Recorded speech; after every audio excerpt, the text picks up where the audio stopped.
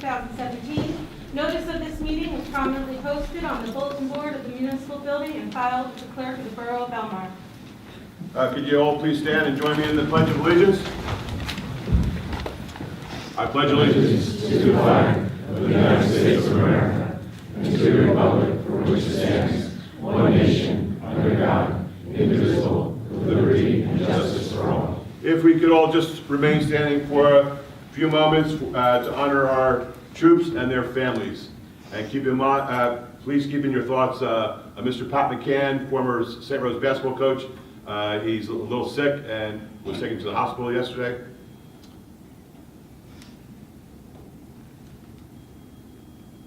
Okay, thank you.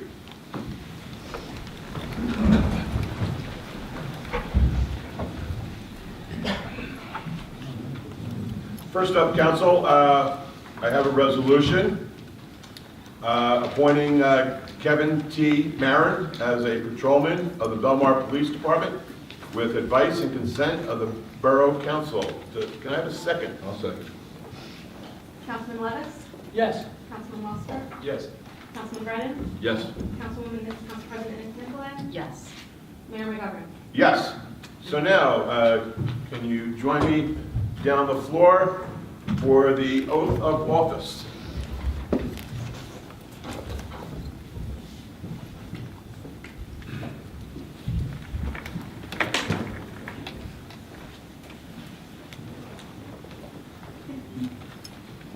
Chief Andrew Heisman as well? Chief Thank you. Good evening. Kevin Marin. Kevin was born and raised in Tinton Falls, New Jersey. Parents to Annette and David Marin. Two brothers, Brian and David. Which one's the twin? Brian. His girlfriend for 3 years, Kim Kubish. He graduated Monmouth Regional High School. Graduated 2013, Westchester University with a degree in criminal justice. He completed an internship at Delaware Park Patrol, and then in May of 2016 was hired by the Belmar Police Department as a SLEO 1 special. In 2017, he was hired as a Class 2 special and completed the Monmouth County Police Academy in May of 2017. It's my honor to congratulate you as a police officer of Class A. Thank you.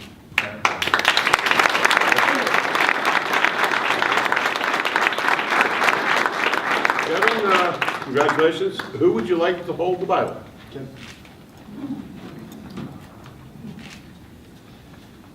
can you hold the Bible? Place your left hand on the Bible.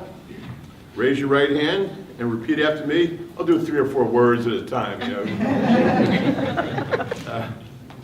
I, Kevin Marin, Kevin Marin, do solemnly swear do solemnly swear that I will support that I will support the Constitution of the United States the Constitution of the United States and the Constitution of the State of New Jersey, and the Constitution of the State of New Jersey, and that I will bear true faith and that I will bear true faith and allegiance and allegiance to the same to the same and to the governments established and to the governments established in the United States in the United States and in the State of New Jersey in the State of New Jersey under the authority of the people, under the authority of the people, and that I will faithfully, and I will faithfully, impartially, impartially, and justly perform all the duties and justly perform all the duties as police officer for the Borough of Belmar as police officer for the Borough of Belmar to the best of my ability. to the best of my ability. So help me God. So help me God. Congratulations.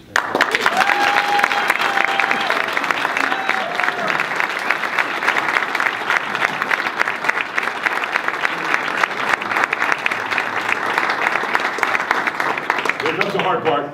Don't be nervous. We don't want a policeman crying. Who is closest?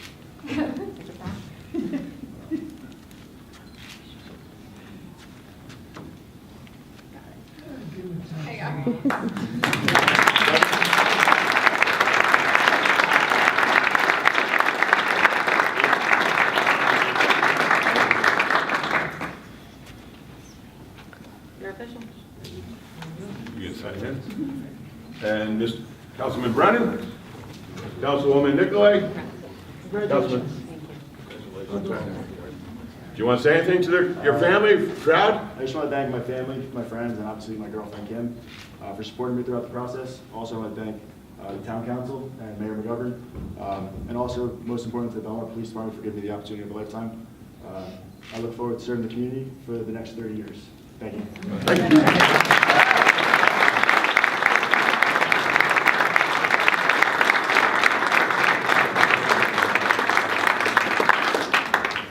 30 years.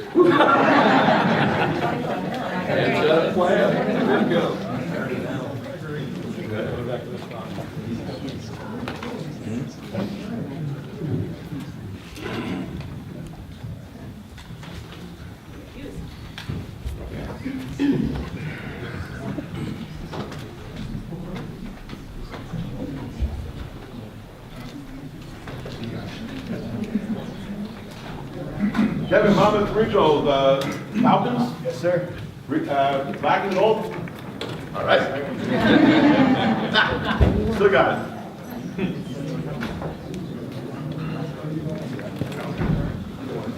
Yeah.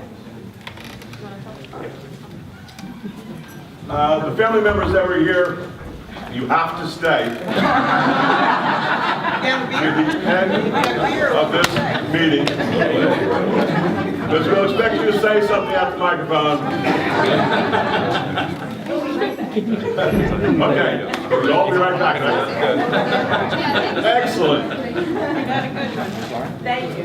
Thank you. Thank you. Thank you. You got to come in.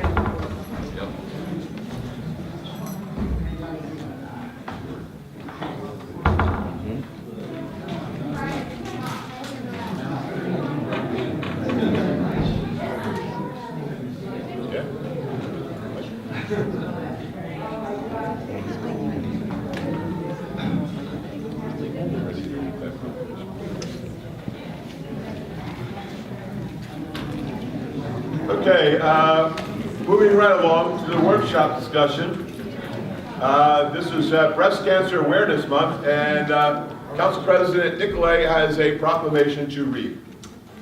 As a breast cancer survivor, I am honored to be able to read this proclamation designating the month of October in each year as Breast Cancer Awareness Month. Whereas the National Breast Cancer Awareness Month, NBCAM, educates women about the importance of early detection for breast cancer. Since NBCAM's inception, mammography use has doubled and breast cancer death rates have declined. Still, many women do not utilize mammography at regular intervals.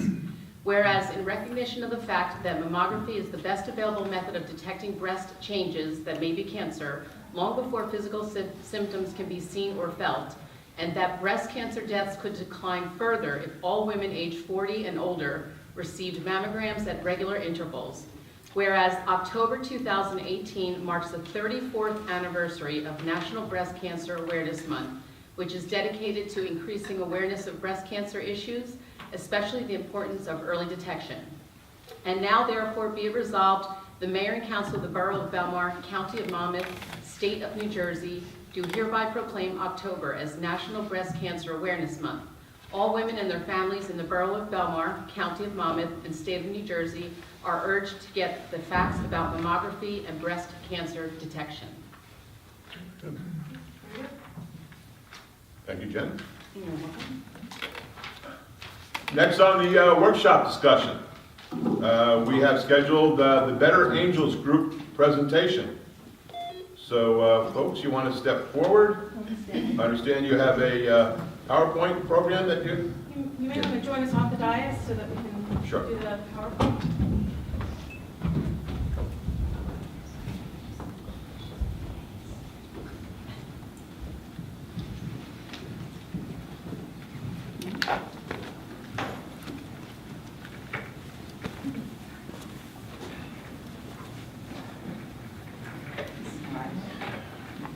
Good, my guys.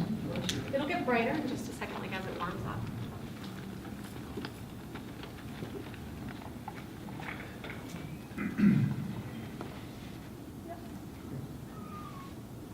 Next page, right there.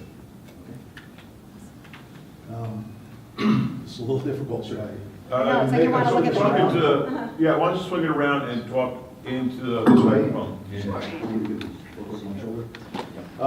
Good evening.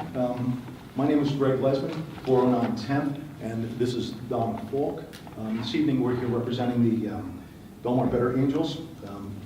More of our group is here, seated for moral support. You may remember us. We were here at the July 17th council meeting and introduced ourselves, kind of describe what we're doing, why we're doing it.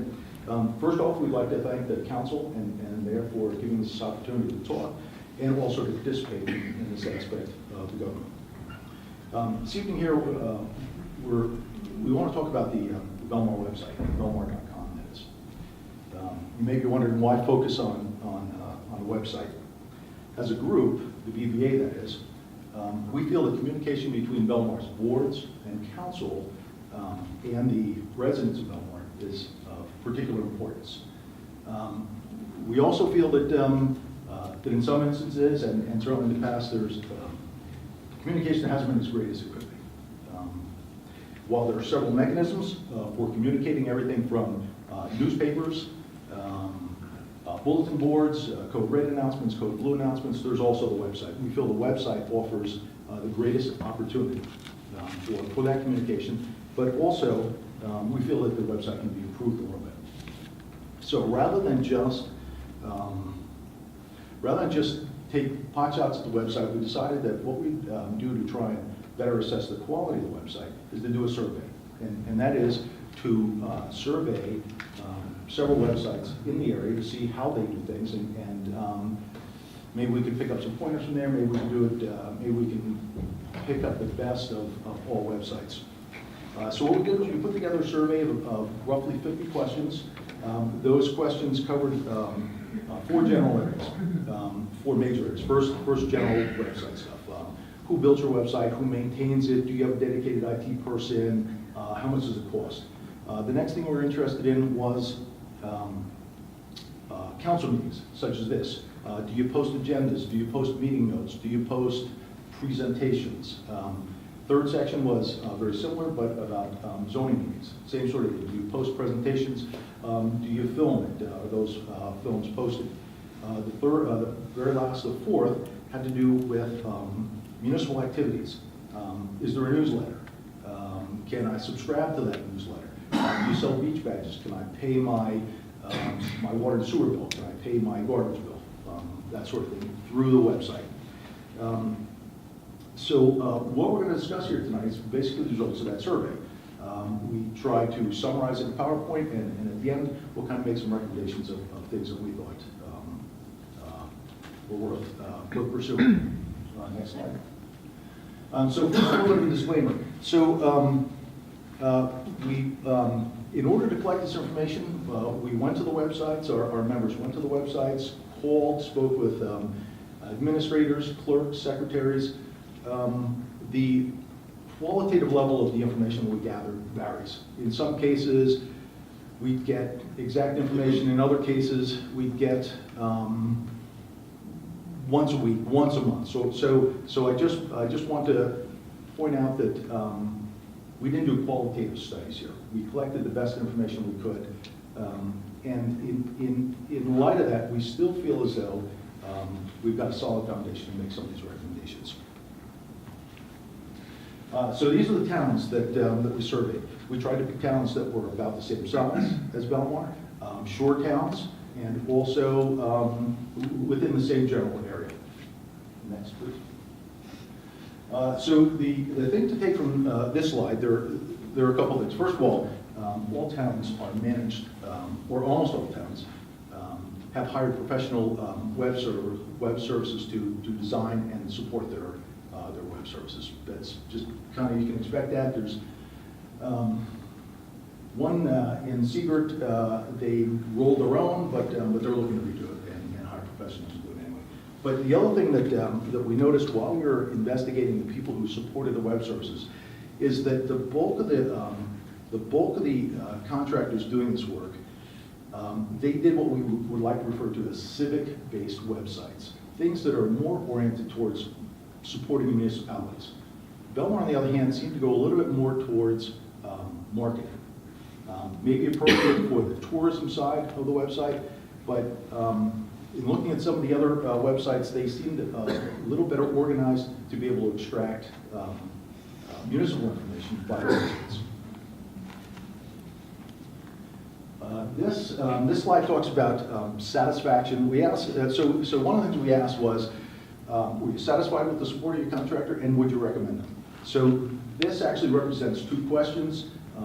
Both of the scales are a scale of 5. So for example, experience with the contractor. Belmar reported a 4.5 out of 5 experience with the contractor. In other words, we were quite satisfied with our contractor. And the 5 out of 5 says we would recommend.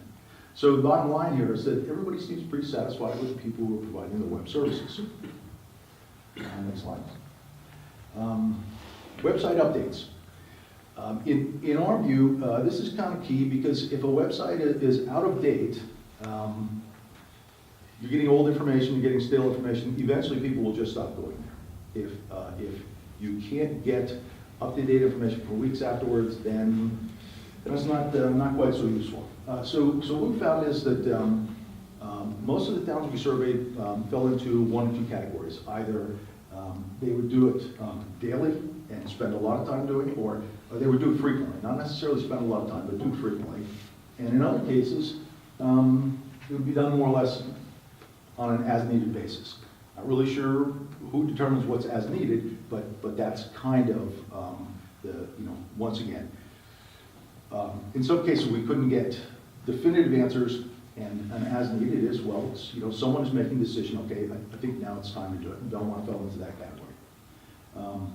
Next question we asked was, well, who's responsible for doing these updates? And to kind of cut through a lot of this, for the most part, town employees are used to do the updates. One municipality actually has help from an outside company, but in general, people within municipal government are doing it, whether they be clerks, secretaries, police officers. It's just kind of divvied up across. In Belmar, April does all this for us, and she does a very good job. But again, others, we're told other departments have access to do updates to the website, but really it seems that April's actually participating in that. Next slide. More of the same topic. All municipalities use, they always use full-time people. They don't bring in people specifically to do this. People who are doing other things as part of their job, they update the website. Belmar, as far as amount of time, it looks like we're dedicating about an hour a week to keeping the website up to date. Training, no specific training. It seems very few towns offered any sort of specific training. Belmar falls into that same category. The web services company comes, sets the whole thing up, gives you a couple pointers. Okay, this is what you do, and it just gets done. We did note that no towns hire dedicated IT people to do this work. Essentially, it's all, and it seems to be pretty much getting done without hiring a dedicated person. So, hiring a consultant to this might be a little expensive. Next slide, please. So the next thing we talked about was, or asked, is how long after a meeting, this is agendas, do you post agendas for meetings ahead of time, and if so, how much ahead of time? And the general answer seemed to be, yes, we do post agendas, and it'll be a couple days ahead. Very similar to normal. Next slide. We asked a couple more detailed questions. Presentations, for example. This presentation was sent ahead of time to the members of the board. Do things like this get posted so that the people coming to the meeting, they can take a look at it? A presentation like this you might not be so interested in, but when someone's trying to, I don't know, build 24 units on 2 lots, you might want to see those details ahead of time. And in fact, really no one does that. Doesn't mean we should. Doesn't mean we should. That might be against state law. Is that Oh, true? is it? Is it? I know that there are, with some development projects and zoning projects, that there is a notice requirement, so that changes are made, the proper people Yeah. can be updated. So it may vary from project to project, but it doesn't mean that all of them can or all of them can, but case by case. Yeah, I believe there's a state law where you can't send that out over the internet, so the people have to come in to check it out. Oh, like the plans? Yeah. So, yeah, and for obvious reasons, you can see, Okay. obvious reasons. So the other thing we asked about was live streaming of meetings. No one does that. Some of the bigger towns, towns that we did not include in our survey, one town did, but no towns of our size. Videos, video recordings of the meetings. Yes, there are 2 towns, Belmar being one, very nice. Makes it easy to consume the information afterwards. So this presentation was put together about 2 weeks ago. Since then, the recordings have been updated, and the last 2 are up to date, so we are up to date on that. Next slide. Meeting minutes, the minutes that will be generated from this meeting. Not, Belmar doesn't do a great job here. This indicates the meeting minutes accessible from the web page haven't been updated in a couple months. Some towns try and do it immediately after approval at the next meeting, some within 30 days. I think we're a little behind there. Next slide. Zoning board. I'm going to try and pick this pace up a little bit because I really want to get to the recommendations. Zoning board, pretty similar. Belmar targets about a week before for the agendas. Everybody posts meeting dates, schedules. No towns, we talked about no towns post presentations of materials to be discussed.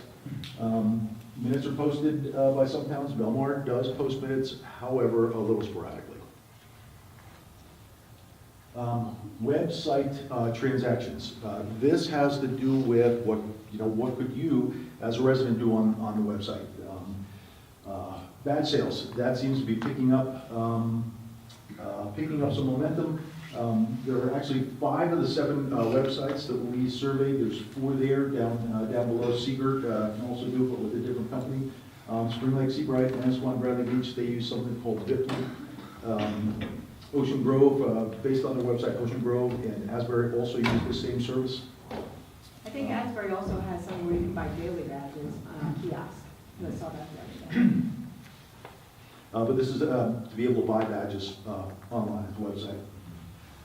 Some of the other towns do some nice things online: garbage, water, sewer. Seagirt is kind of nice, and they will allow you to hook up to a bank and have your money automatically withdrawn from your bank. No checks, no. Of course, you typically receive a bill, but the money won't be withdrawn from your bank. Is that what Community Pass is? No, Community Pass. What's that? Community Pass is for beach badges. So of the 5 municipalities that do online beach badges, 4 use Bitly. Seagirt uses Community Pass. Oh, so it's another service. It's another service. Oh, okay. Sorry, something else. We do use it for recreation activities. I know basketball. That's so Bitly. No, I'm sorry. We do recreation enrollments and payments through Community Pass as well. And we had Bitly last year, found it underperforming and didn't bring it back this year. That was for the umbrella services, yes. No, it's for beach badges as well. Beach badges? Yeah. Oh. So as far as things being able to pay bills, really, Belmar doesn't really support it. Newsletters, some towns have newsletters. We don't. We have subscriptions. You can go to the website and you can sign up for newsletters and so forth, but you don't get it. So I think that area needs a little work. Ongoing support, as you can see, Belmar pays a fair amount to your target marketing to support its web services. There are a couple other, I'll get to that in the recommendation next. Can I just ask a question? Are the comparisons there, because in our annual fee, we are actually maintaining 3 websites. Is that similar in the other towns as well? We assumed it was municipal and tourism. Is there a third? Library. Oh, library. Okay. Okay, so just some summaries. Yes, well, so one of the first things we noticed was this idea of civic focused web services. Most everybody is going with civic focused web service Belmar with your target market. Most towns, what they're doing is they're getting 24/7 support from their web services, and they're doing the updates with their local employees. Most towns post agendas and minutes of council meetings, less consistent for zoning. This is pretty much all towns. They're better with their town council meetings than they are with their zoning and planning.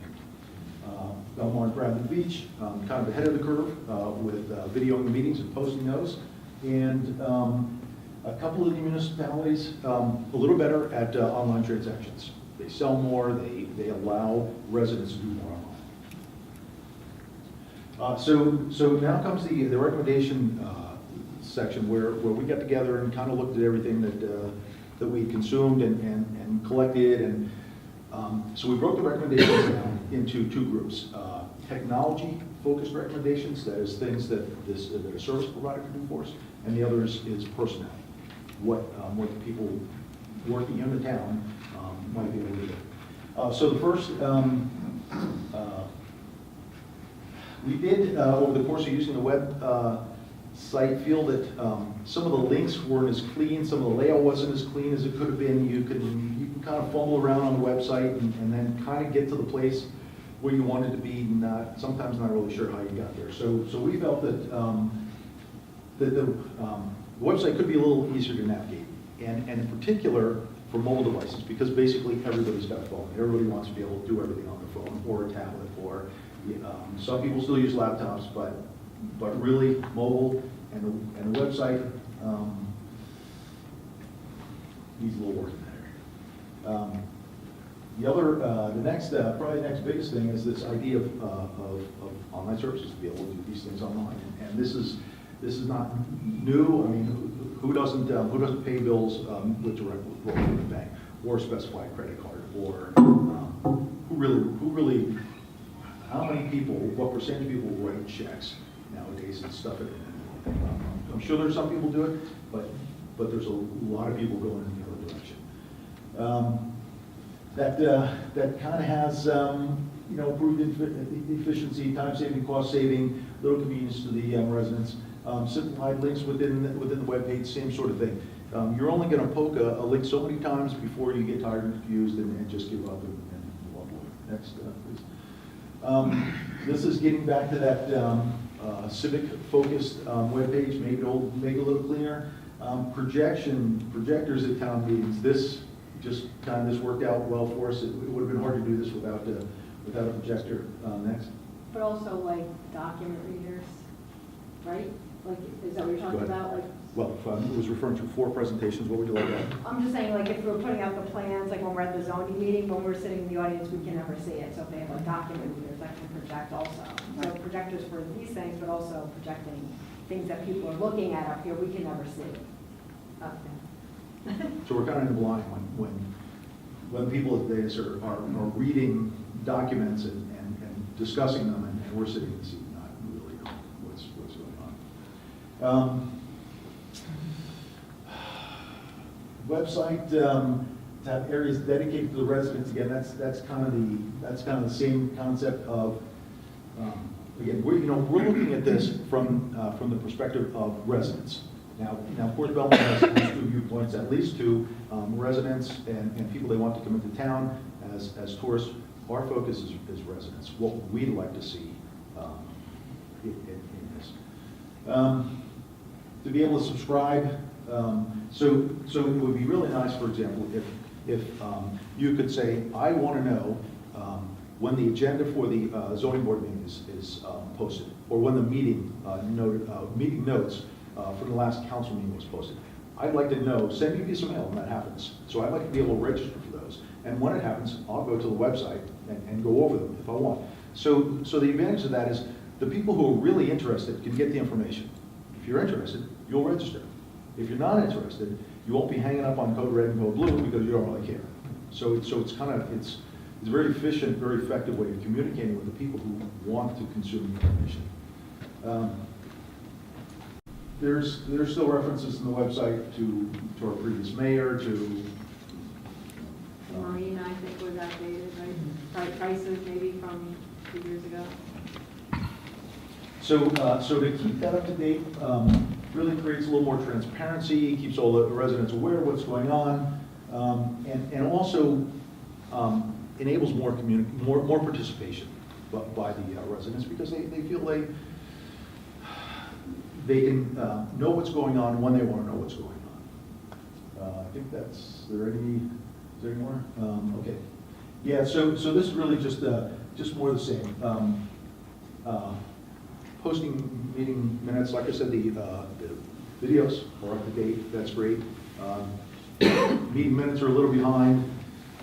Agendas come out pretty well on time. Dedicated IT person, I don't know, that might be good, but that's kind of low on the list. So really, if there are three things, right? We talked about a lot of stuff, but if there are just three things that you take away from this. If and when the township decides to rebuild the website, go with a service provider who's a little more municipally focused. And we found Zumu to be, what little investigation we did, we found Zumu to be a real possibility. Another one, virtual towns, and they just merged with Civic Plus. That was another possibility. And the assumption is that an updated build of the website would make it easier to navigate and clean up the links and so forth. Second thing to remember, online transactions. It's just, we have to do that. I mean, the world is just moving in that direction. And the third thing is update the website. So if those three things could be focused on, I think we'd be able to improve the communication from the town and its boards to the residents in a pretty significant way. So the only other thing I would ask is that if you feel that we have some reasonable recommendations and you're interested in pursuing this, that we could set up a meeting, say in a month or so, to work with one of the councilmen and pursue any recommendations of ours that you feel are worth pursuing. Thank you. Do you have any questions or? We'll get up and we'll talk. Okay,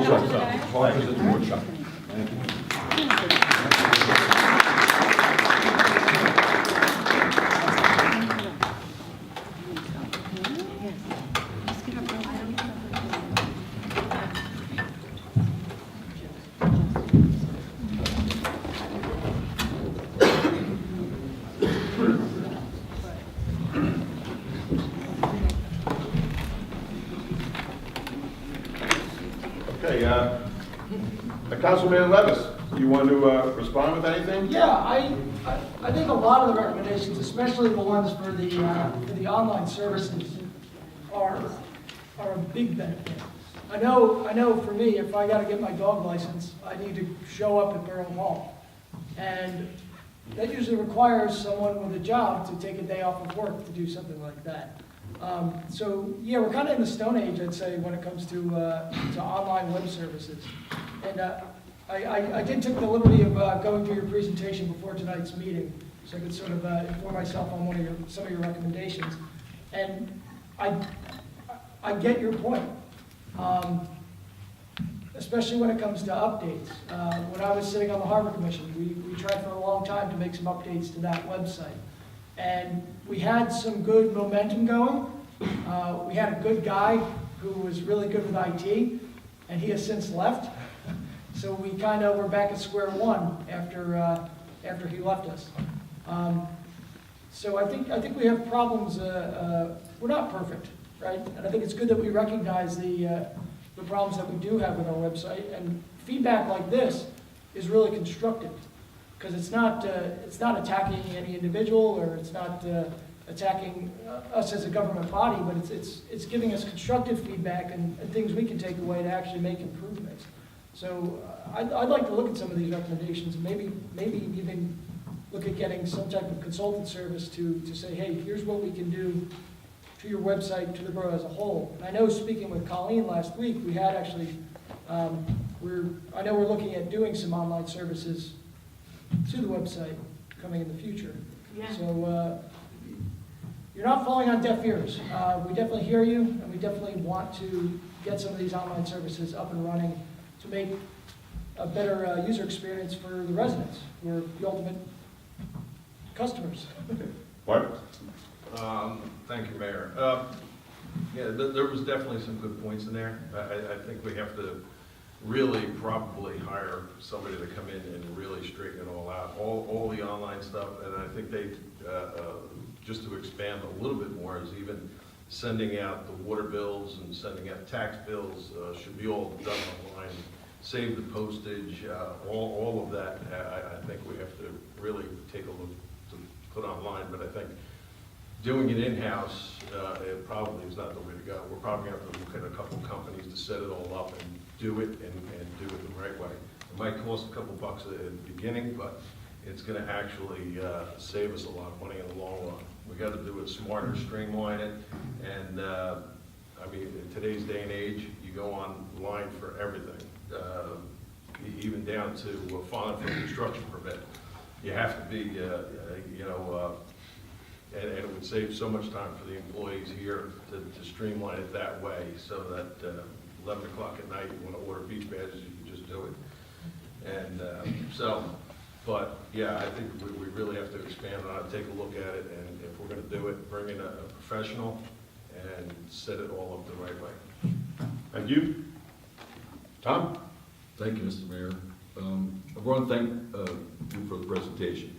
And I've got to tell you, you're saying the same stuff I've been saying for a long time.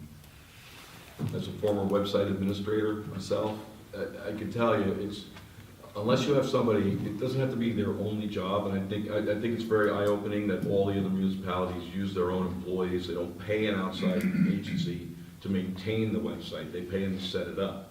And then once it's set up, they have their employees take care of it. Be that as it may, it still needs to be somebody's responsibility to make those updates, because the updates have to be regular. A catch as catch can just doesn't work. I mean, there's definitely going to be a lag. I can't see us posting minutes to a meeting that haven't been approved at the next meeting. You can't do that. So, I mean, we're going to approve the minutes tonight from the last meeting. I don't see why those aren't up on the website tomorrow.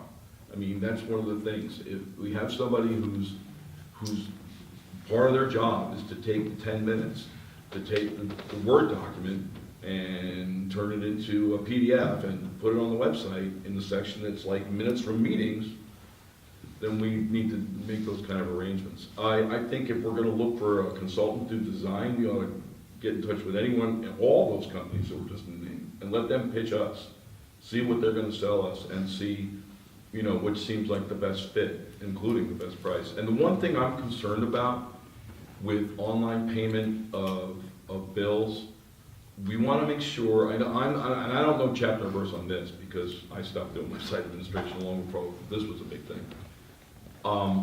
Some services charge fees for transactions, correct? And some don't. And I want to see, No, sorry. I would like to see, I'm not saying we shouldn't. I think some people might be willing to pay a fee. We need to find out. If that's our choice between a service that's not that great because they don't charge anything, or a service that's really very efficient but does have a charge involved, what's the best thing for the community? What do most people in the community want? Are they willing to spend 50 cents on their bill or whatever the fee is? If that's acceptable, then I'd see us doing that. But we have to be aware of that as part of our consideration. Thank you. Councilwoman Nicolai? Yeah, I just feel that many of the issues that were addressed are things that we are very well aware of and have looked over and looked at through the years. A lot of it comes down to budget and cost. Like Mr. Brennan, Councilman Brennan said, there are fees involved, especially for paying things online. I'm old school. I still do a lot of paper check writing. I write all my thank you notes. And we do have to consider that a part of our population are seniors, people that may work with technology, may not, So I don't think everything, has to be or should be online. We will still have to send out the tax bills and the water bills, et cetera. But I think a lot of things had to do with cost or head count. The recommendations are great. I do believe it's things that we are well aware of. I was pleased recently to hear that we are rolling out an online payment system in January. The recreation one has been going very, very well. So that's a nice option for people. I do know a lot of people come to Borough Hall just to meet and greet and see people and talk to April and Kelly. So, I still hope that that's available. But I want to thank you for addressing those issues. So, thank you. Yes, thank you very much. Excellent presentation, and I'm sure we can always improve. I don't want to call it the council, but if you've been coming in and speaking with our administrator last couple of weeks, you would know that we are going to start accepting online payments starting the fiscal year 2019 in January. So the residents will be able to pay their water, their taxes, and the sewer online. Now, in speaking to Colleen, she would have told you that. Otherwise, the mention of beach badges. I can see maybe selling the beach badges online after Memorial Day. But the fact that people come into Belmar, let's say at Christmas time, or in the months of St. Patrick's, parade, the business people in town love to have those thousands of people coming in to town and not then shooting down to the beach. That's a big plus for our business people to be able to sell beach badges from Borough Hall, because the person has to walk in. What else do they do? They may walk along Main Street. They may go into a store. They may stop at a restaurant. That's good business. If they like it, they may come back during the summertime and frequent those businesses instead of just going to the beach and leaving the beach. So I could say selling beach badges after Memorial Day or during the beach season. But, we can, certainly upgrade some of the things that you brought up. But, starting the new fiscal year in 2019, we didn't start it in October or November because we're in the fourth quarter. That would just confuse things. But it's been decided. I kind of recommend that you, on your weekly meetings or twice a week, come in and ask the administrator what's new or what's going on. She would have told you. Other than that, as far as April goes, we'd like to get somebody else to do this, but April has so much on her plate. We're not going to ask April to start adding this. We're going to have to find other employees, train other employees that are capable of doing this. I mean, she's the borough clerk, she's the zoning clerk, she's a planning board clerk, she assists the construction office. Yeah, you're saying what I'm saying. To come in and say, well, April, you know the computers better than anybody else. You should do this. No. She can't. The poor girl is just like overwhelmed with work sometimes. And to say that she's behind, if you saw her workload, you'd probably understand that. And people that know April know she works as hard as she possibly can and gets things done, and she gets it done right. So, I mean, what you brought forward today was, yeah, we can improve it, make it easily more to navigate it better. Some of the suggestions are great. You don't want me doing it. I don't know how to do that computer, but I don't know how difficult it is to do it. I don't know how much time, if we need another employee, but certainly we are moving in that direction. So that's what I have to say. Thank you. Okay, next on the workshop. Just want to mention that the 10th Avenue circles are going to be done. Is that correct there, Mike? We can do that fairly soon? I can do whatever you ask. Done as in gone? Yeah, a perfect example of why they had to come out when you're moving the restrooms off the beach. How'd you do it coming down 10th Avenue with those circles? You cannot make the turns, as most big trucks cannot. Right. So we end up just going slow, going over them, stopping the traffic 4 ways, and then we drive over the circles with the trailer. So it would have been nice if we were going to do this last week, but next year will be better. Okay, so I think we spoke about it before, the 10th Avenue circles. Turns out that we don't need a resolution or an ordinance to take them out because they weren't put in by ordinance or resolution. So Correct. we can get that work done. We've been told by the county that 16th Avenue, because it's a county road, we have to remove the stop signs going east and, actually going east because it's a one-way. I thought they worked well. I thought they slowed down the traffic. It was a county road. I don't think it's going to be safer by taking them out. Actually, I wish the county could do something for us at 16th Avenue from Highway 35 to Highway 71, because the traffic, especially during the summer and on certain nights during the week, people rush from Highway 35 down 16th Avenue to Highway 71, and then of course they drive too fast going west, leaving town. So, Colleen, can you fill us in on what the administrator told us today? We've been in conversations with the county now for several weeks, if not over a month, with regards to placement of the stop signs. This has been a partnership with the county since we first started the discussion about going one way year-round, if you recall. It is a county road. They're actually requiring us to go one way because of the safety of the way of the road. Our express wish all along was to have stop signs placed at B and D consistent as our planned pattern throughout town. We thought it was something that could be worked through, and I do believe they tried very hard to work. The chief can correct me, but I believe it is a state DOT reg that requires certain traffic counts and crash data in order to substantiate the stop signs. We've spoken with some traffic engineers who have essentially told us that even if we pay for the study, we likely are not going to pass it. We wouldn't get the numbers we need to Correct. justify the sign. And so the chief has worked hard on this to try to get them to stay, as have I. And now we've gotten through the season, the county has essentially told us it's time for them to come down. We're going to keep working on this in the off-season. This isn't something that we want to let go of. We believe that the road is safer with consistent stop patterns throughout town.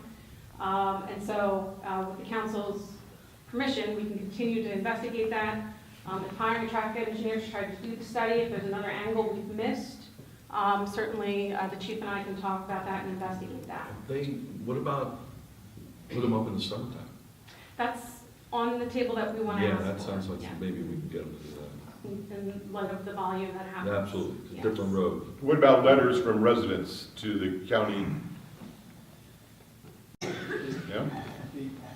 Mayor, you certainly could do that. The long story is that they don't fall under the requirements on the volume. So it's pretty much by the book. We are not the only town has tried to do this out on by the beach over the years. County roads and the stop signs are regulated by the DOT standards. The county ones, they certainly looked at it. We worked very hard, myself and the administrator. It's pretty much black and white. If the volume is not there, then they won't fall under DOT requirements. Not to say that we cannot, push forward this during the summer months, like Councilman Brennan said. That certainly would be an option. And that would be ideal if we can move forward on that, but it just takes time and we have to do some studies on it. Has our police department found those four-way stops to be very effective in reducing traffic and accidents? I believe so. I believe that, throughout the town, uniforming of the stop signs, as well as 16th Avenue, we do have the breakaway signs for 25 mile per hour, and yield, for stop for pedestrians throughout the town. I think they're very effective, including the stop signs. I think that they've done what they were supposed to do. Okay, great. Thank you. Anybody else have anything for? How long would a study take for something like that? We think we About a year? could probably complete the study. You need certain volumes, as most probably know, certain volumes at a certain time of year. So it's not necessarily that it's a difficult study to compile, but the data that you need to be able to sample from high volume times requires you to stretch out that period. And the county has expressed they're willing to work with us. They're willing to try to think of ways to get this to happen, but we've just not been successful yet. Do we know what the approximate cost for a long, year-long traffic study would be? It's about $15,000.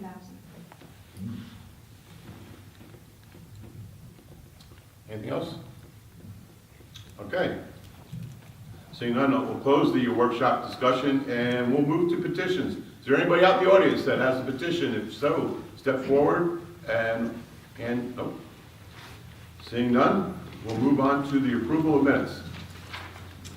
I make a motion that the minutes of the October 2nd, 2018 meeting of Belmar Mayor and Council be approved and entered into the record. Second. Councilman Levis? Aye. Councilman Brennan? Aye. Councilman Nicolay? Yes. Mayor McGovern? Yes. Councilman Wilson? Yes. Okay, now we move to reports of council. Councilman Levis. Thank you, Mayor. I just want to report that online basketball registration will be open tomorrow on the 17th. And will close on the 31st. There will also be in-person registration on the 18th from 6 p.m. to 7:30. The cost is $35 for kindergarten through first grade and $55 for second through eighth grade. And that is on the Community Pass. If you go to www.register.communitypass.net/Belmar, you'll find a way to register your children for basketball. And that's really the only report I have, Brian. Other than I have one question on the ordinances that we have on tonight's agenda. Okay. I think for the Parks Commission, I know it's implied, but maybe we should memorialize it, that the members should consist of Belmar residents. Cool, I just thought that was an automatic. Well, that's what I said. I know it's implied, but I Okay. believe in other commissions we have that. And I also question 7 members. Seems like it might be a little bit heavy for this type of commission. I know in the Harbor Commission we had 7 members, but 2 of those members were council representatives. I feel for something like this, if we're not going to have council representatives, we may not need the same number of personnel. I feel like maybe we could get away with 5. How about 5 and one of them being a council member? And then 2 alternates? I don't even know if we need alternates for this type of committee. Being that it's only an advisory committee. Yeah, I'm good with that. Mark? Yeah, the only thing that I had in here is, I don't know if we should add that whatever discussions happen out of here or recommendation, it goes to the business administrator. You know, so that everything that they talk about or anything like that has to go through the business administrator to get anything done. So you can look at the financial costs and then maybe, I don't know if it has to be in here or in some type of bylaws or anything like that, that their function would be to like put a 1, 3, 5-year plan together. So like if they come back with us that they want to light up one of the parks or something like that, it can't be, we can't financially afford it the 1 year that it comes up. We can put in a 3-year plan or a 5-year plan or something like that. So I don't know if that should be added to the ordinance, or do we make up some kind of bylaws for them to go by? But the main thing is that everything would have to come through the business administrator. That would come out of there, and then on to mayor and council. You think it should pass through the business administrator before it comes to council? Because these are only recommendations, they're not... Well, the thing is that, you know, like, if it's gonna be something big, that you would sit down with the business administrator, go through the financial costs, go through everything before it actually comes to us to say that we're gonna make this big change or anything like that. And then once we know what all the financial costs would be, you know, on little things, I mean, you know, my main concern is that you don't get 7 people calling up Mike at the end of every meeting. Driving him. People love those calls. Like, I mean, even putting flowers around the parks or anything like that, there's always a cost involved, and who's gonna water, and who's gonna do that, and come up with, and, you know, and then business administrator and our DPW supervisor can talk about it and talk with them before it actually comes to us for approval or anything like that. So, I mean, that's my main concern on it. It's like, and the reason why I say that is because we have a bicycle pedestrian safety committee, and people got frustrated because there's so many recommendations going on, and they didn't realize that the expense and the manpower to do a lot of these things, and then when they kept getting shot down, you know, people got a little bit frustrated. But if they have a clear path of what's going to go on, and they have a 1 year that little things can be done, a 3-year plan, if you have something bigger, and a 5-year plan, that you could work towards that. This way they have direction and people don't get frustrated. So, you know, because everything that we're putting in always has a financial cost, so you break that down and see what we can afford that year. So I don't know if we want to put that in the ordinance, or do we want to make it like some kind of a bylaw for them, for a guide, so that, you know, people understand exactly what this Parks Commission is for. Greg, what do you think? In the ordinance or put it as a bylaw, as Mr. Walsford? With respect to the business administrator review? Yeah. What I was going to suggest is that, so 15.2.2C indicates that the Parks Commission's chairperson will be the liaison to the Borough Council. What I can put is who shall serve as the Park Commission's point of contact with the Borough Council, which shall be done through the business administrator. I'm going to change that line to more as a business administrator point. And then for the 5 members, I reduced it to 5. Instead of 3, 2, and 2 for the first staggered terms, it would be 2, 2, and 1.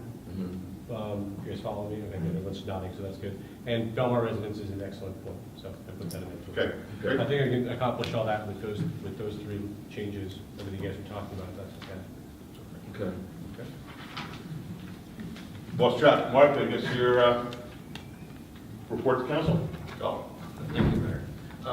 We had a Harbor Commission meeting, and a lot of the topics that came up, where we have a big waiting list for the wave runners or jet skis, and a big waiting list for kayaks, so for the kayak rack. So there was big discussion on whether we should raise the rates on them, and then the slips, the littler slips that are not filling up, do we take a look at maybe lowering a little bit of the rates on those to try to attract boats for next summer? We also talked about trying this winter to get the whole marina Wi-Fi, because I don't think it was done this summer. So we also talked about that, and then of course, always the parking discussion came up. So they want to talk about a little bit more of expanding boat owners' permit parking, maybe to those parking spaces that are directly straight on into the sidewalk there. Like we have the other ones are vertical. There's a couple spaces there that pull straight in, and they were asking if we would consider making them boat owners only in those spots. So How many spots? How many spots? I think this is probably like 7, maybe 10. Yeah, it's like 7 to 10 additional Yeah. ones. If you go in the marina, they're straight in to the Yeah. bulkhead right there, Right. and so they're asking if we could expand to that. So What are we using that for now? Is that like handicap? It's just general parking. Just general parking? Yeah. Oh, yeah. It was a nice spot where we had the depth to pick up the perpendicular parking. So we picked up quite a few more spots there. yeah. So there's something that we can take a look at. Jen, how do we, Kyle, how do we do on the busy weekends, allowing the slip owners to park in the trailer lot when the trailer's left, and not allow the restaurant tour people to park in there? You know, I'm going to say it's unfortunate we don't have more examples of it working well, because Oh, the rainy weather. the rainy weather didn't force as many of those Okay. situations as it did in prior seasons. If off the top of my head, I think it happened 3 times where the police, did a great job going down there, making sure that the lot was controlled and that boat owners had access to it. But it didn't happen to the extent that it has in years prior. Yeah, because what we thought was on a busy weekend, a lot of boats come in, you know, they use the trailers, put the boat in the water, take the boat out of the water, and sometimes a lot of times they leave by 4 o'clock in the afternoon, where sometimes the slip owners can come down, the restaurants are already open, taking up the space. I just wanted to ask Mike Campbell, with daylight savings coming up, how are we doing with all the streetlights? And we have somebody out to checking all those streetlights to make sure they're all working? I will make sure that, the police usually do it in their patrols, so I will make sure that they will talk to the chief and get something done ASAP, and then we will be addressing the poles. We did have a couple in the marina fixed today, actually, but again, with the daylight savings, it is time to do it, so it's an excellent point, and we will be moving forward with that. Who fixes them, JCP&L?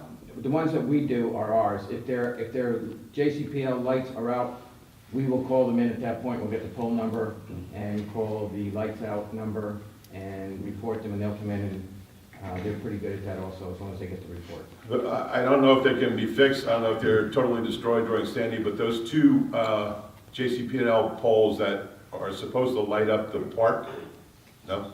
I met with JCP&L the other day on that, actually, and I'm going to have an update for this. Okay, We're taking off. because the neighbors in that area are aware of people in there at night and the lights aren't on, so, you know, sometimes that's where the problems are created. Thanks, Mike. Councilman Brennan. Thank you, Mr. Mayor. So we get letters. We find letters in our mailboxes here. Most of the time, every once in a while you get a, oh, that was a great job thing, but most of the time, letters aren't the nicest letters. Most of the time, it's complaints. People have a right to complain. But I got the best letter in my mailbox today. I got this letter from young Grace Osmond. Dear Mr. Brennan, I enjoyed reading the article on the monarch butterflies in the Co-Star recently. I raised 37 monarch butterflies this year. I am a student in 3rd grade at West Belmar School. I would like to be involved in the planting of milkweed. How can we make it happen? Her mom might help her with that. So she gives me the mom's phone number and email, and I emailed the mom. This is it's great. I mean, I can tell you, I didn't know anything about butterflies until my wife started raising monarchs. But monarch butterflies they're a real indicator of the health of the environment, and there's a big problem for the butterflies because they're natural, and they migrate all the way to Mexico. It's an amazing thing, you know. And it's not, the butterfly that leaves Jersey is not going to be the one that arrives in Mexico. It's like they propagate along the way, and then they come back. And Mary's been doing this for more than 10 years. She's been raising these butterflies.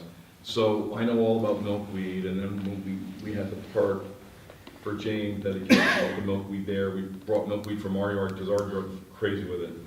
And it's just so exciting that somebody so young would be really interested in it. So I'm going to talk to the consultant, see if there's a way she can come down. I don't know if she can actually help plant the milkweed, but at least she can come down and watch. I mean, it's going to be great. And the fact that we're, as a municipality, taking an active role in trying to aid this population. There's a whole little subculture right in Belmar. I don't know how many people know, but there's a whole group. They're all up and down 11th Avenue, I can tell you that. Raising the butterflies, taking the milkweed in, looking for eggs, getting rid of the aphids, all this other stuff. And then it's amazing. It's really quite an amazing process to watch them make the chrysalis and have them come out. It's kind of a little disgusting. It's kind of goopy, but you know, it's really quite amazing. I don't know how she reaches. She reaches in the tank and grabs the butterflies by the wings and takes them out. I'd be like, I'm afraid to break them. Oh my God.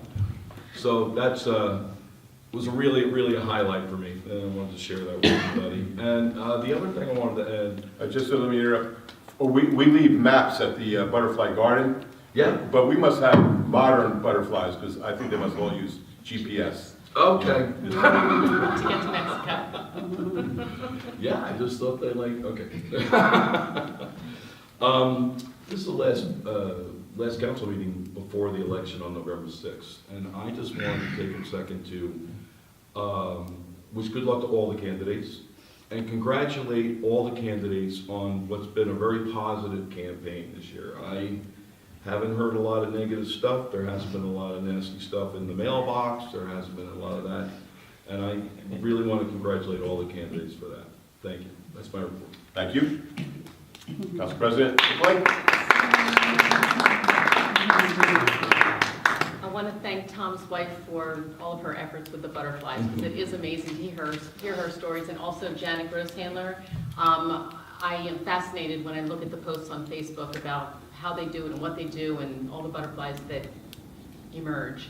Also want to thank you for the proclamation for the breast cancer awareness. I know we always say, get mammograms, get mammograms. I have zero history in my family, wasn't a smoker, nothing. And they did catch mine through my mammogram, and it was very aggressive. So can't stress enough to please have that done if you haven't, and do it regularly. Belmar Arts Council is having a holiday market. It's one day, November 17th, from 12 p.m. to 8 p.m., and it's all sorts of arts and crafts and holiday gifts. They're also having a holiday sales exhibit, which is more artwork, and that's November 28th through December 28th. So if you want some holiday gifts, that would be great.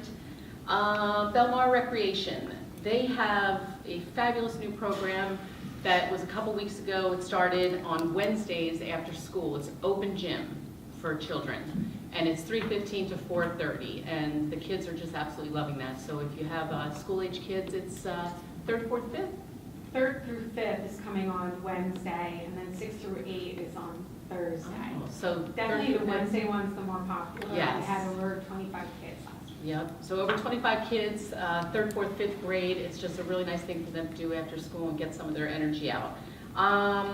We have the Halloween parade coming up on November 28th, 9th? October. That would be really sad if all those kids waited that long. 28th or 29th, I apologize. 29th is fine. 29th, okay.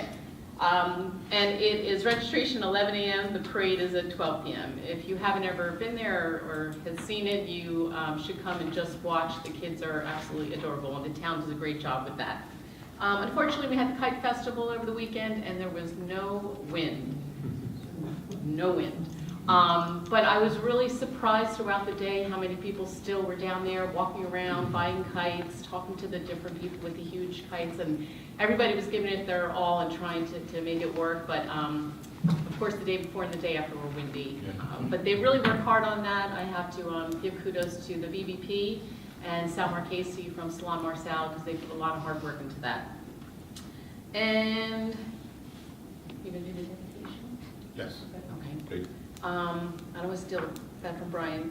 Lastly, as I always say, shop local. I had the pleasure of bumping into one of the owners of a B&B in town, and he said he had an absolutely amazing summer, and it was booked every single night, and he talked to the other B&Bs in town who said the same thing. Our restaurants are booming, but please keep the retail shops, the small shops in mind. Really, there's very little need to go out of our town for things that you need. So keep in mind always when you leave your house to shop local, and you save on gas. That's right. Thank you. First, I'd like to congratulate Mary Brabazon for the Belmar Fall Festival and her first dog parade. Very successful. Some very imaginative costumes on the dogs, and it went very well. Also, what went very well was the Friendly Sons of Shillelagh's 5K run last weekend, which benefited the Sikh family. Steve Day, as you know, lost his wife Sharon earlier this year, closely followed by the death of his daughter, who left 3 young sons. And the monies raised from the 5K went to support their education fund. The largest run they've had was last year, which was almost 250 runners. This year, I hear they had 400. So that's great. And anybody that made any donations, thank you very much. Potholes. We're coming towards the end of the season. We still have some potholes if you notice them around. Call up the Department of Public Works. Tell them where it's located, and we'll try and get somebody out there as soon as possible to fill that pothole because once the winter gets here, it's only gonna get worse. So if we can fill up those potholes now, it's gonna, make the winter better for us, and next spring. Jen mentioned about the dedication at Frigario Park for former Commissioner John Frigario, who was Commissioner for 26 years. There must have been 60 members there from the Frigario family, the Frigarios, the Juncos, the Casabrands, Michionis, all longtime Belmar people that came out. They were very, very happy with the work that our DPW did, thanks to Mike, John McGuire, Richie Nerl, Kevin Gann, who designed the landscape with the help of Sal Cercelli. Great job. We had a lot of police officers there to recognize a former commissioner in Belmar, even though it was, I guess last year his commissioner was in 73. So that's like 45 years ago. And to have his family come out and see the reaction of borough officials there also, they were very, very impressed. And John Frigario was commissioner in town for 26 years, but if you look out here on the wall in the lobby, you'll see an Al Frigario, his brother, who was one of the sailors that perished on the Juno during World War II. Last, I don't know if anybody noticed, but Exit 98 has left Belmar after 25 years. The trailer was pulled off the boardwalk today. People were asking, is it coming back? What happened? Whatever. No, they have noticed us that they're done business with here in Belmar after 25 years. That's my report. So, right now we'll move to the public session on the resolutions, and only on the resolutions only on the agenda. We will have a public session at the end of the meeting. So if there's anybody out in the audience that would like to come forward and talk about any of the resolutions on the consent agenda, please step forward. Seeing none, I make a motion to close the public portion of the consent agenda. Do I have a second? Councilman Levis. Yes. Councilman Walsifer. Yes. Councilman Brennan. Yes. Council President Nicolay. Yes. Mayor McGovern. Yes. Is there anybody on the council that wants to pull any of these consent? All right, I make a motion that we pass the consent agenda. Do I have a second? I'll second. There you go. Councilman Levis. Yes. Councilman Walsifer. I just have one question on the bill list. Monarch, Haitian transport, what was that about? That was a bill that we received from Monarch for a special officer who had a medical incident at work. It was not a workers' comp incident, but doesn't have full medical coverage, and so the bill came to the borough.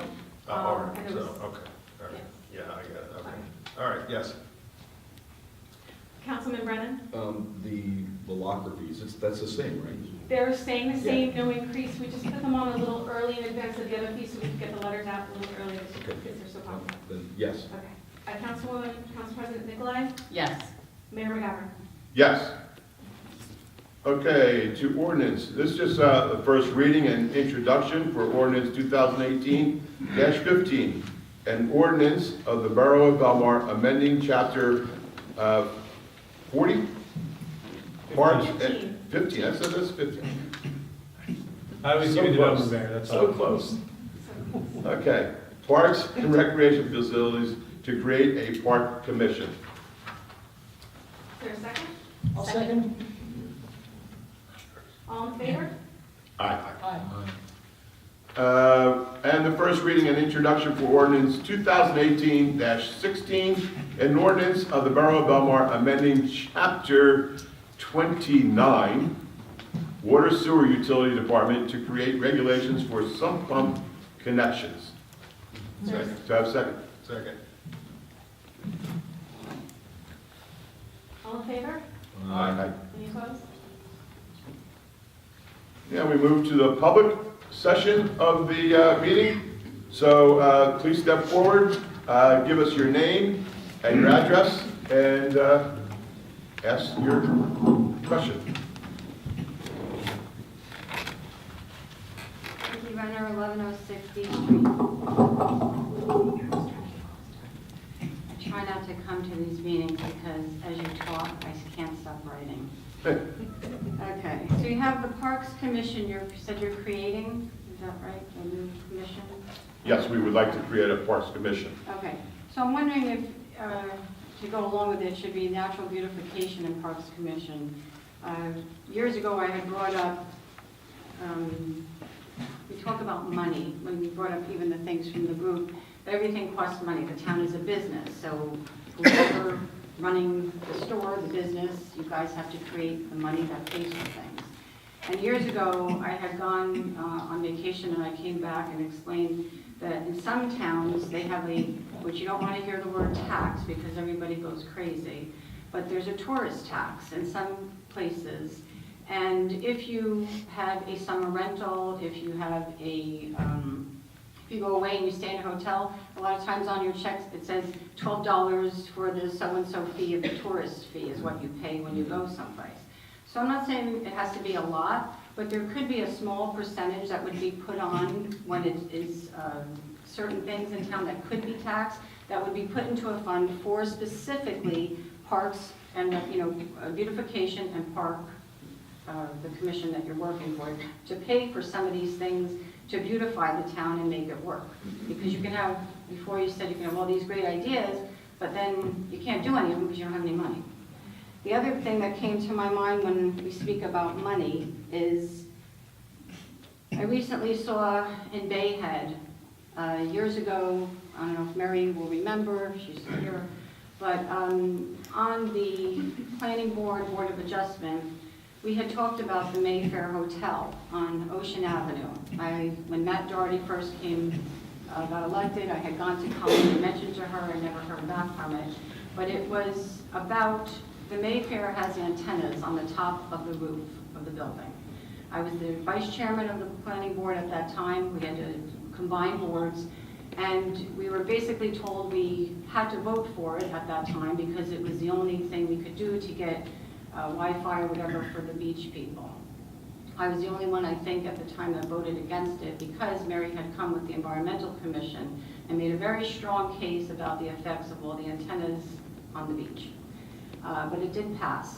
We voted for it, and I would like somehow, when you say to get back on things, maybe it can be looked up when it was approved because it was supposed to be temporary. I have not been on that board for many moons, and I guess it's a good 15, maybe 20 years that those antennas have not only got put up there, but have grown to massive amounts of antennas. And the reason I bring up Bayhead is because that money that they collect every month, that back in those days, I think it was $500 for 1 unit a month that the Mayfair was going to collect. My figures can be off, that's why I'd like it to be looked up to have proof of what it is. But I'm sure in all those years it's gone up, and instead of 1 antenna or 5 antennas, we have about 20 up there. So that is all Belmar's money that was supposed to come to us, and it was supposed to go in a single antenna at the time up by the first aid rescue building, that the newly one that was developed. It was supposed to be camouflaged by being a flag post, a very tall flag post housing all the wires. In all these years, again, things have changed. I'm sure, the EPA or where the things would be put in and the storm surge or whatever, it would be a different world now, but that still can be our money. All that money should be coming to the town of Belmar. So I bring up Bayhead, New Jersey, where they have connected and have all those exact antennas on their water tower in their town. They're all connected to the water tower. The town gets all the money. So I would like somebody on the council or Colleen to look up when that was approved. I know it was temporary. I'm hoping it's temporarily done. I think someone said that they may have approved since then, the board's additional places on there. But the key is to get that down get that money into the town, and then we can pay for things to beautify our community and keep it where it's supposed to go towards the residents, not to a private entity of a hotel on Ocean Avenue. Okay, rant over on that. Townwide sale. I'd like you to take note that they changed the date of the townwide sales that they do twice a year. And it used to be right before Memorial Day, I guess, right before, the week or so before. And you guys changed it this year to, what's that, March, May, so it was in June, like mid-June. Well, people don't come because you cannot park because everybody's at the beach. In May, it's still residential sort of time for us. So if it's a town thing, again, for the residents have to be priority on everything. And if you're going to do something for the community to post and, has to host something like that, then people who visit that want to come here need to be able to park on the streets and do the townwide.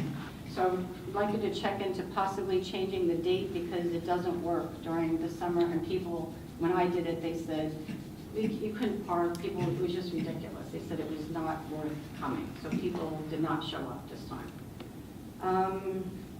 Okay, and 10 on the Mayfair.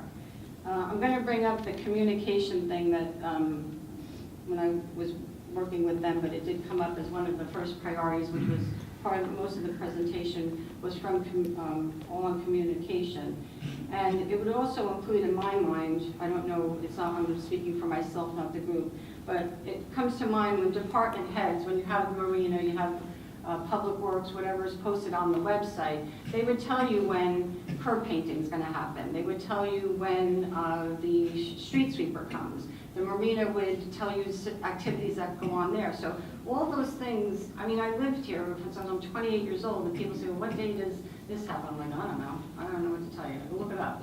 And tell people to look up things. They still get the garbage screwed up, people that rent here and there, because we don't have an easy way to do it. Recycling's separate and all that. But that's the goal in my mind, was to have all the department heads be part of that website, so updated website, so that everybody that wants to know anything in any department, it's easy access.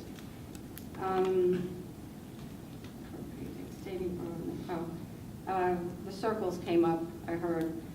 Again, I was probably one of the only ones that said to save the circles. It's like save the trees, I guess, but it says it's on a, you were talking about county roads, which Drew isn't here now, Chief Heisman. But years ago, I had worked on those four-way stop signs through community policing, and which is part of the communications I would like to see restored with the community policing. New people that have moved into town have no idea who their officer is. The program is listed on our website as an active thing in our community. And I would like to see better communication with that also down the road, of somehow how we reintroduce it to people who have moved here. Our community has changed drastically in the last 10, 15 years. New people that are not aware of many things that we have. And I think that's it. So with the parks thing, I think that right now would probably be all the other things. The antenna, if we could get the money, I would be happy to work on the Parks Commission and be a part of that. Good interest in that, and beautification of our town has always been a priority for me. So I understand any wish list that we would have, we're going to definitely need funds. So I say we get the antenna money and spend it on making the town prettier. Thank you, Vicki. Okay. Yes.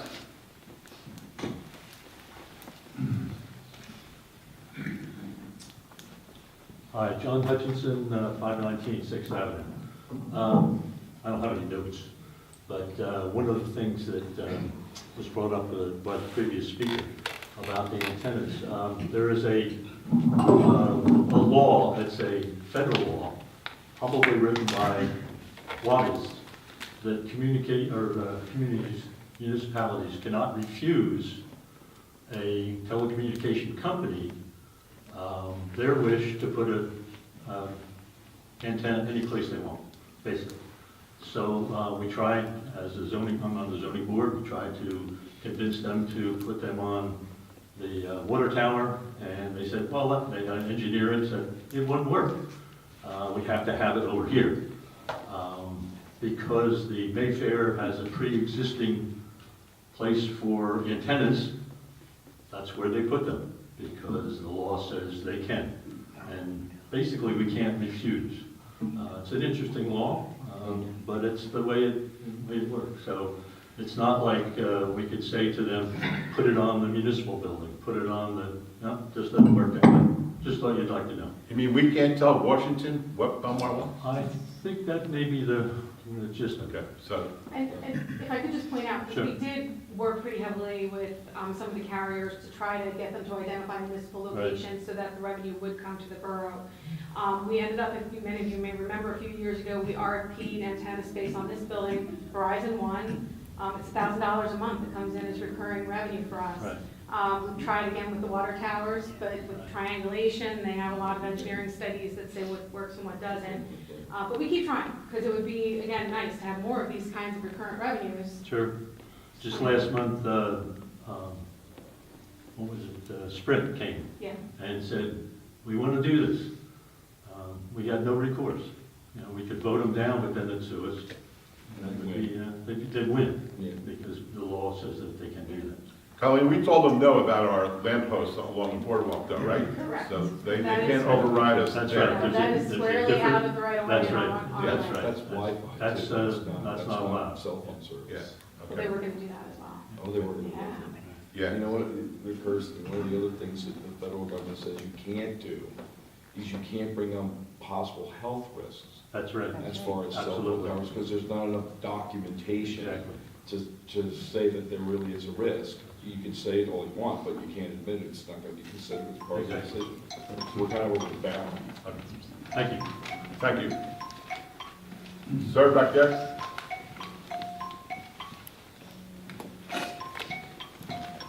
Hi, my name is Joel Scardelli, live on Snyder Ave. Okay. Full-time resident and have 3 little kids. Snyder was one of the recent petitions approved to change the one-way, Yes, so it's now heading north yes. off of North Boulevard.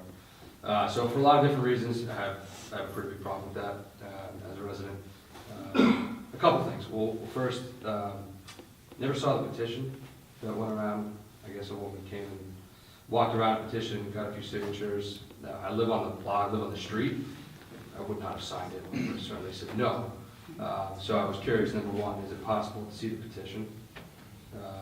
And I guess number two, regardless of that petition, is there a way to kind of fight that and get that change back?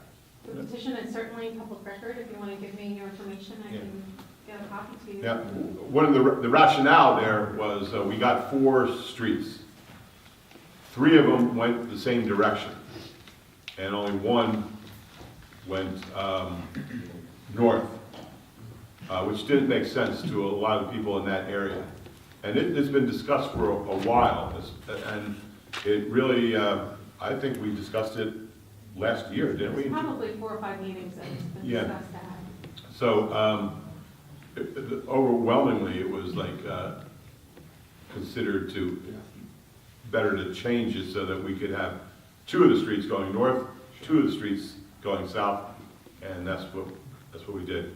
Especially during the summer with the GPS traffic. I mean, people were getting into that maze of that area between 18th and North Boulevard, 19th Avenue, 20th Avenue, Snyder, Surf, A Street and B Street, and just going around in circles. So we try to make it more simple for people. Sure.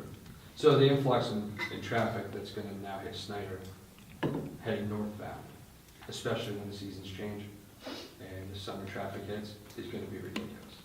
So a couple things, I guess. Number one, I don't disagree with the thought of maybe adding another northbound street.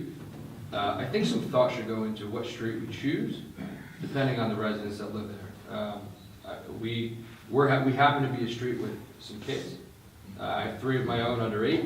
Across the street, we have 2 other little ones. And next door to them, there's more kids. There aren't that many streets in our vicinity where there's little kids.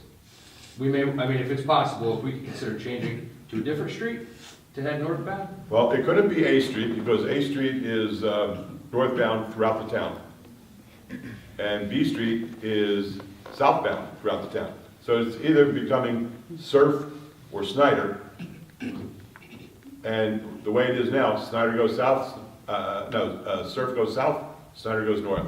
So it's, the only way you could change that would be reverse Surf, reverse Snyder.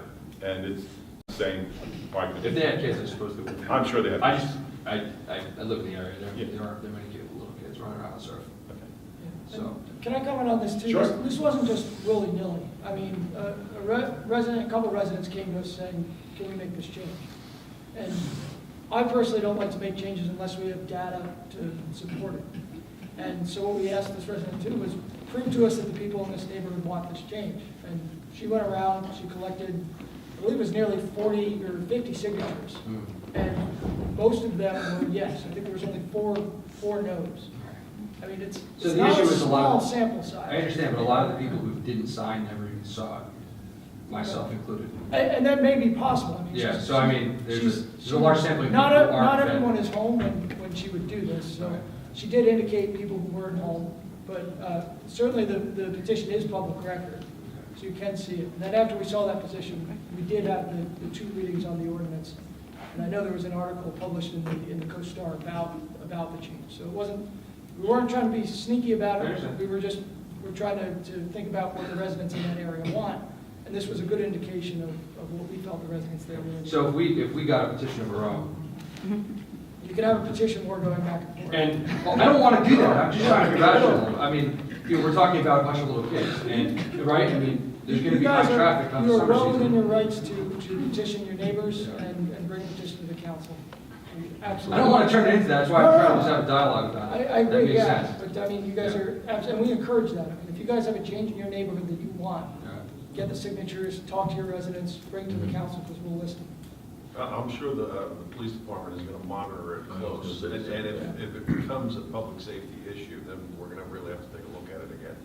But changing it around now, I mean, the police department will keep an eye on it, they'll watch for any kind of accidents or whatever's happening down there. Kid. Yeah, it's a kid getting hit, that's it, I mean, I understand, thank you, I appreciate that, but it's a kid getting hit by a car, it's not gonna be somebody got, I didn't realize it was a one-way and we both came down at the same time. Do you think a child is more likely to get hit by a car traveling north than So, it's a good going point. south? It's a good point. My concern is less with the fact that it's heading in one direction or the other.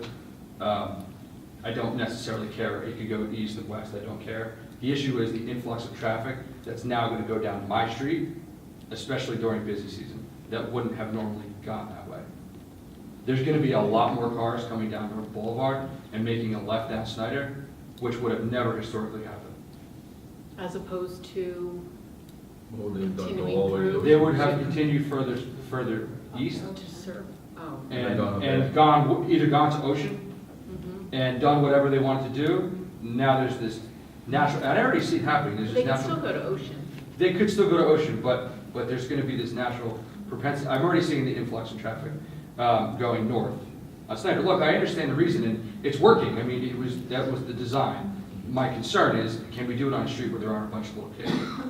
It's not gonna be a head-on collision, it's gonna be per child, that's Can what I I'm ask concerned. if the signage is very clear, or just in general? People are going the wrong way still, so, I mean, it's. Down a cabin. on the Yeah, right. I do it. I mean, it's one way. It says one way going northbound.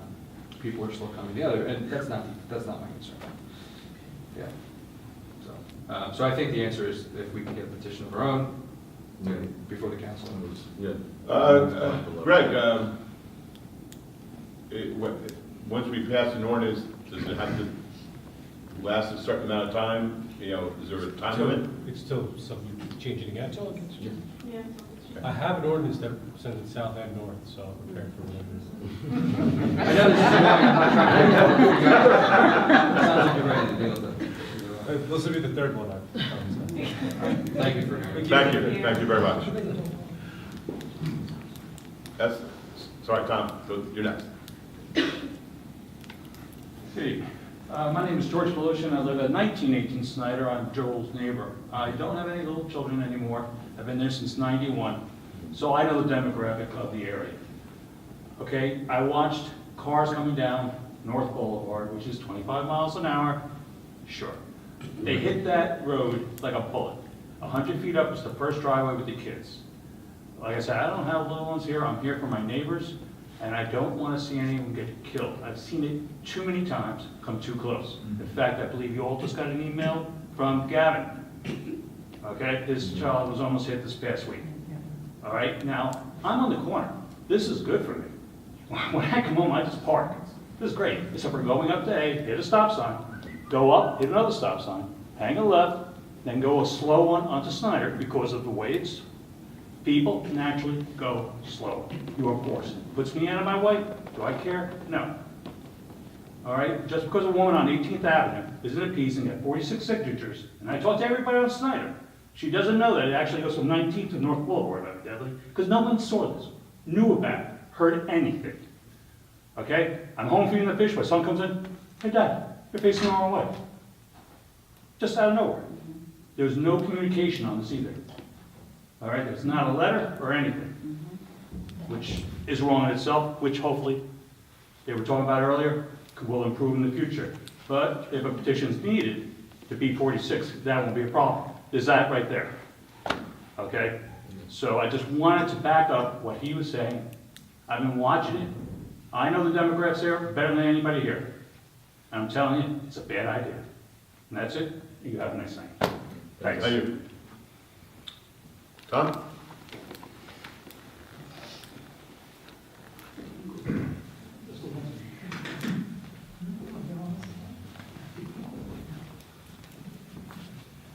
Tom Volker, 527 8th Avenue. I want to compliment the Better Angel Group for the work that was done on the website recommendations. As you know, when the group was formed, the idea was that we should be able to find some issues that we could work on in a bipartisan way. And there were several that were addressed, that was one of them. And I just hope that you're able to give it the attention it deserves. Thank you. Thank you. Thanks, Tom.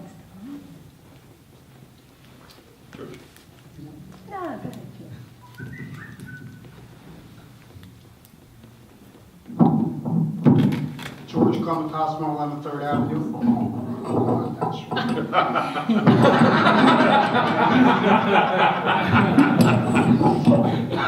Thank you. I just want to make a comment real quick on what Tom Brennan said about the non-negativity, because like I've told people, the only time I don't like living in Belmar when it's time to vote, especially when you love two really good people. And going to the Figueroa Park, it was such a, two things stood out that Jim talked about: his father, about his uncle that passed away on the June. I remember as a child watching the Fighting Sullivans, and at the end of the show, I cried my eyes out. The mother went to the farm with the window and the stars that were there. And the other point was about how he talked about his father, who was a Democrat, and got along so great with Mr. McCleary and Mr. Taylor. I mean, that's the America I believe in. That's all. Thank you. Thank you. Yes.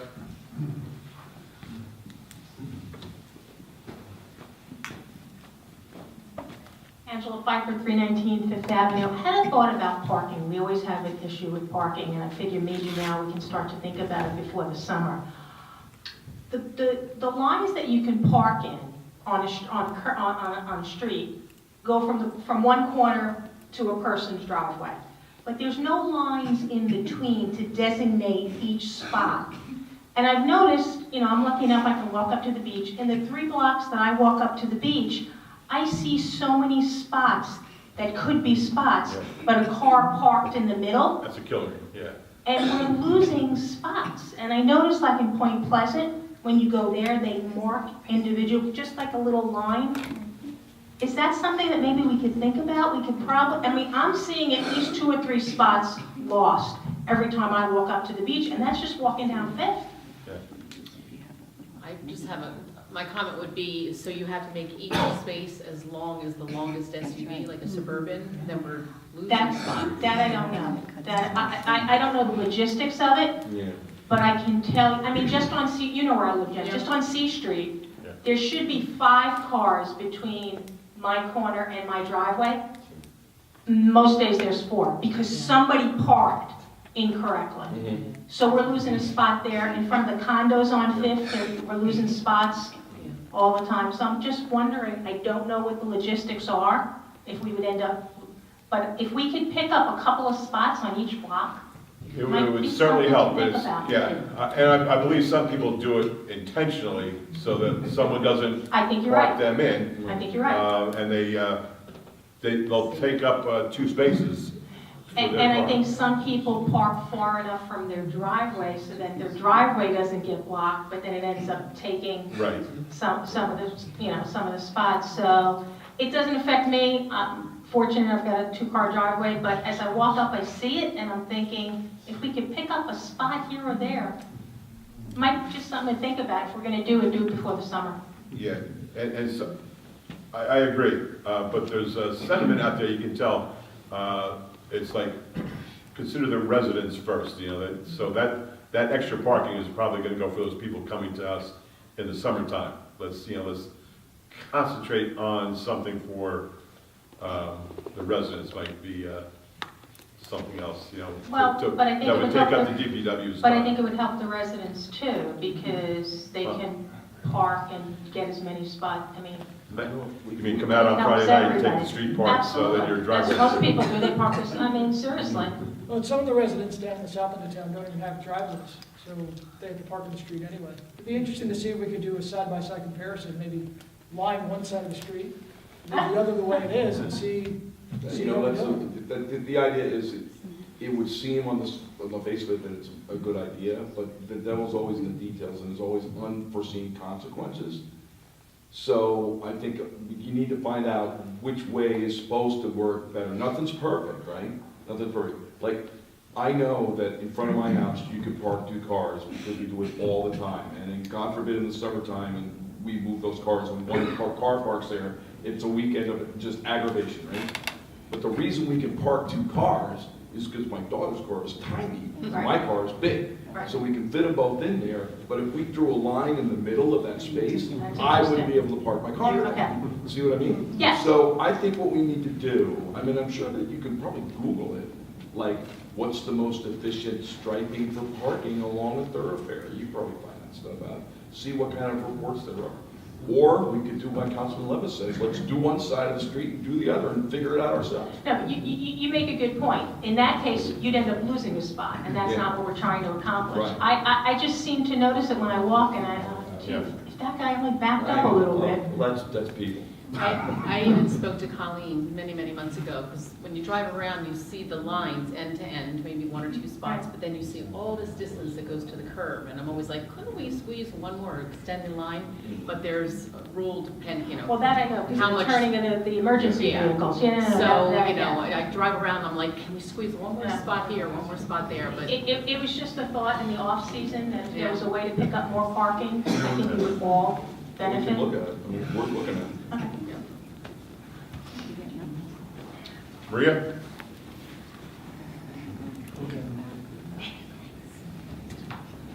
Hi, I'm Maria. I'm on Maria Ronzanaro, 1246 Pine Tree Way.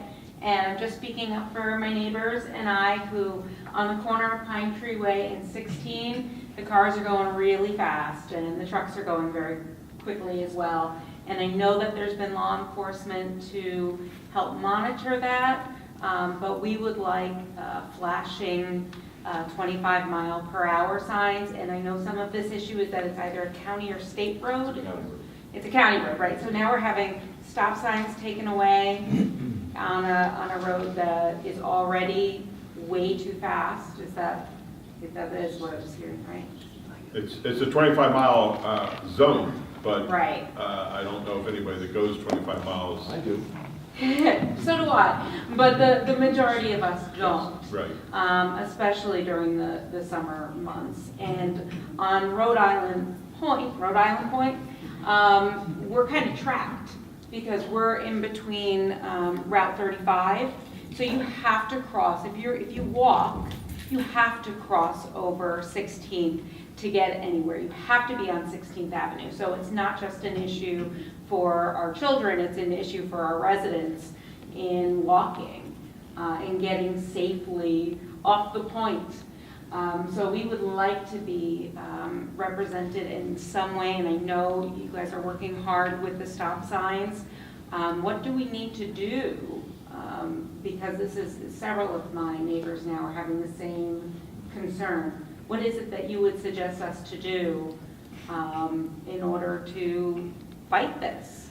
Letters and emails are always really helpful. Okay. You can send them to mayor's attention, any council member's attention, my attention. Email your freeholders, it is a county road. Okay. You know, they pay attention to that kind of a thing. You can send it to me as well.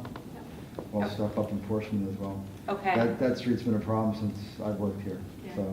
Is there somebody at the county level to reach out to? Your freeholders are always the best place to Okay. start, because they really do pay attention to constituent issues. I think once we get one of those signs, we will post it on that street, once we get the monies to purchase the speed signs. Are we allowed to do that on 16? 160?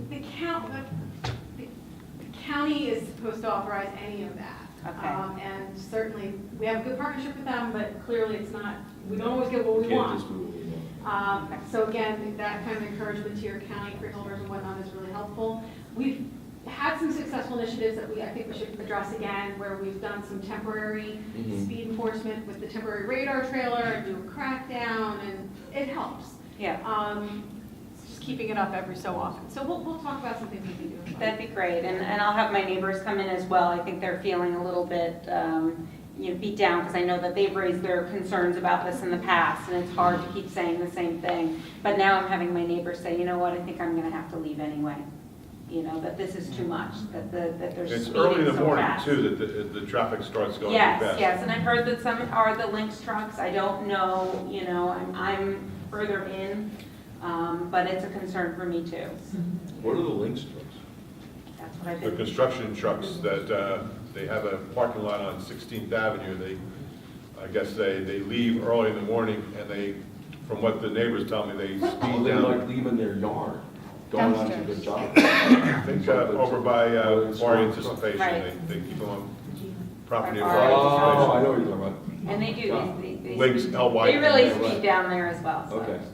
All right, thank you very much, I appreciate it, and I just want to make it put on the record that we've got an issue with it. So whatever you can do to fight on those stop signs and to increase the, awareness of our speed limit on 16. Thanks. Thank you.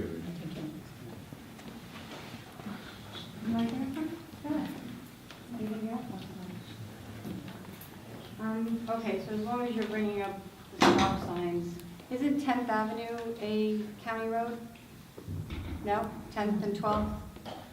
Okay, because years ago I was told they were, so, okay, so it's not. And they told me all the through streets from Ocean to 35, when we tried to do 12th Avenue a million years ago, I was told it was hard because we had to go through the county, so those are A not. portion of 8th is. Pardon me? 8th is That's between. one Just state, eight. That's just Highway 71, that's the Yeah, state. 71. Yeah, but state. Only one little section. Okay, so what they're all bringing up about the parking and the notification, I don't know anything about the Snyder one-way or whatever, but when they changed all the one-ways, or a while ago, when the police had sent, you said it was in the CoStar and all that everybody was notified with all the changes. I live on D Street, and we didn't go because we looked at it as if it was about stop signs and one-ways, and things were changing to be more permanent. We woke up the next day, and D Street on the east side, which there's no parking ever in the summer, is now year-round. You cannot park at all on our side of the street. So we went to half the parking spaces on D Street, and getting back to saying, delineating a line so that, like you're saying, you would have to go by the largest vehicle. And I'm one of those people that I park, I leave 3 feet extra, put my car there, so that when my husband comes home with his van, which is extra large, I pull in the driveway and he can get into a spot. Otherwise, you come home, there's no place to park. So that's a very involved thing, is putting what size car can fit on the street. But just so that the residents that are upset with the one-ways, D Street, again, that goes back to what we came here for, which was communication, So when things are passed through an ordinance, or ordinances are changed all the time, and they would be updated on our website, you would know, if you read them monthly or whatever, you would realize that this changed. They're saying they didn't realize it changed. They woke up, they couldn't park there. We woke up, we couldn't park on our, no one realized it. So if the communication is listed on the website and you are interested in that, you would read it monthly and you would have an idea. The other thing I bring up, because I always bring up money, is that I would also be curious each time an existing ordinance is changed, approximately how much does that cost? I charge you a flat fee for the month, so you can change You 100 can change ordinances, as the many same as you price as want? one, yeah. Okay, so basically, there's only a set fee per month on no matter how many ordinances that get changed. So that's just, whether it's time or anything, or it's just a set fee? And then the publication fee as well as the coast. So the publication fee, sure. Okay, yeah, because years ago, I think it was different, so it was costly, so anytime things do change, you know, you have to act like it's every dollar is yours that we're spending. Thank you. Okay?